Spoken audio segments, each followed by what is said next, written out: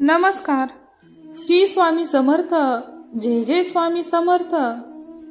माझ्या बाळा, तुझ्या संवेदनशील मनाला ज्या यातना झालेल्या आहेत, जे दुःख तुझ्या वाटेला आलं आहे, ते एक मात्र निमित्त आहे.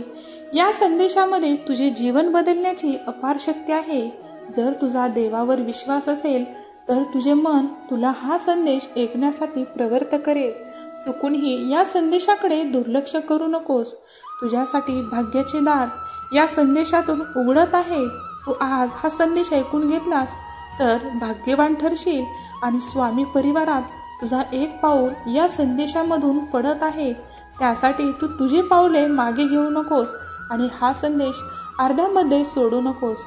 माझ्या मुला, जीवनामध्ये तुझ्या आयुष्यात किती जणही असतील तरी त्यापैकी तुझ्यासोबत कोण आहे आणि कुणाला तुम्ही आपले वाटता हे जाणून घे. हे जीवनातील सत्य आहे जे तू टाळू शकत नाही. आजच्या जगात खूप कमी लोक असे आहेत जे तुम्हाला सहकार्य करतील, साथ देतील, तुम्हाला अपेक्षित मदतही करतील. या कलियुगात तुम्हाला स्वावलंबी बनावे लागेल, कारण येथे खऱ्या अर्थाने आणि खऱ्या निस्वार्थपणे मदत करणारे तुमचे माता पिता आणि तुमचा परमेश्वर याशिवाय कोणीही नाही. बाळा, सर्वात पहिले माणसे ओळखायला शिक. आयुष्यामध्ये खूप प्रगती करशील.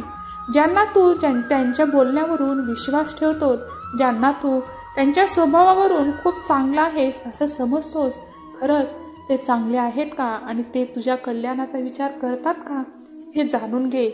इथे दिखावा करणारे कृती करणाऱ्यापेक्षा खूप जास्त आहेत.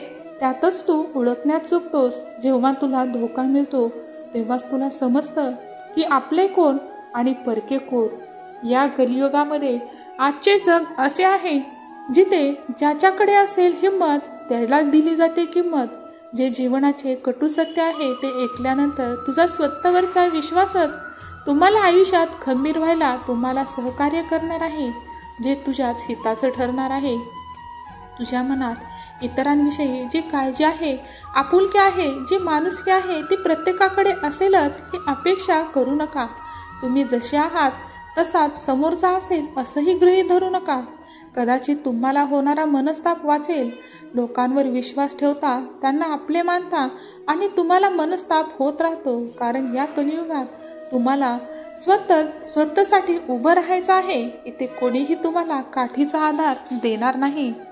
ज्या माणसांना समजणे खूप अवघड आहे, ज्यांना तुम्ही मनापासून आपले मानत असता, ज्यांच्यासमोर तुमच्या सुख दुःखाच्या गोष्टी शेअर करता, पण वेळ आणि परिस्थितीनुसार त्यांचा स्वभाव बदलत जातो. जशी वेळ आणि परिस्थिती बदलते तसं ते लोक बदलून जातात असं तुम्हाला वाटत असतं. ते तुमचेच आहेत, पण ते लोक त्यांची गरज आहे तोपर्यंत तुमच्या सोबत असतील. ते लोक कधी तुम्हाला विचारणारही नाहीत की तुम्ही कसे आहात, अडचणीत आहात का, तुम्हाला कुठली मदत हवी आहे का, तुम्ही कुठल्या त्रासात आहात का, हे त्यांना काहीच घेणे देणे नाही. ते फक्त तुमची आठवण तेव्हाच काढतील ज्यावेळेस तुमची मदत होऊ शकते, कारण तुम्ही माझे सर्वात प्रिय भक्त आहात. मला नेहमी तुमची सुरक्षा, तुमच्या हिताची काळजी आहे. तुम्ही मनाने चांगले आहात म्हणून लोकांची मदत करता. त्यामुळे ते लोक भाग्यवान आहेत ज्यांच्यासोबत तुम्ही उभे आहात. खोटी लोक मात्र सगळ्यांना सांगतात की जे काही झालं आहे ते फक्त आणि फक्त माझ्यामुळे झालं आहे. अशी माणसं तुला फार कमी भेटतील, जी तुला तुझ्या आयुष्यात साथ देण्याचा प्रयत्न करतील आणि तुझ्या मेहनतीची दखल घेतील. बाळा, जर का तुम्हाला कोणी मदत केली आणि त्यातून तुमचे चांगले झाले, पण त्या मदतीच्या पूर्वी तुम्ही त्या मिळवण्यासाठी खूप काही कष्ट केले आहेत, ती गोष्ट स्वीकारण्यासाठी, ती गोष्ट आत्मसात करण्यासाठी तुम्ही अतोनात प्रयत्न केली आणि त्याच गोष्टीसाठी तुम्ही इतरांची थोडीशी जरी मदत घेतली तरी त्यावेळेस तुमचे कष्ट झिरो दिसून येईल आणि तो माणूस स्वतः सांगत फिरेल की मी याचे कल्याण केले, मी केले म्हणून त्याचे कार्य झाले. हे तुम्हालाही अनुभवता आले असेल. तुम्ही हे अनुभवले असेल तर होय स्वामी आई, मी अनुभवले आहे अशी कमेंट करा. स्वामी तुम्हाला त्या लोकांपासून नेहमी दूर ठेवतील. माझ्या मुला, खरेपणा आणि दिखावा यामध्ये जे अंतर आहे ते फक्त मला माहीत आहे. मग तुम्ही कितीही लपवण्याचा प्रयत्न करा, आयुष्यात आपण किती खरे आणि किती खोटे आहोत हे फक्त दोघांनाच माहीत असतं. एक परमात्मा आणि दुसरा आपला अंतरात्मा. या कलियुगात सत्याकडे विश्वास ठेवून तुला आयुष्यात पुढची वाटचाल करायची आहे. मी सोबत आहे बाळा, घाबरू नकोस, मी सदैव तुझ्या सोबत आहे. इतर कोणी तुमच्या सुखासाठी धडपड करणार नाही. कुणी काही म्हटलं तरी आता तुला ओळखायला हवं. डोळे तर सगळ्यांचे सारखे असतात, परंतु बघण्याचा दृष्टिकोन सारखा नसतो आणि तोच दृष्टिकोन माणसाला माणसापासून वेगळा करतो. उघड्या डोळ्यांनी जीवनाचे सत्य जाणून बघ.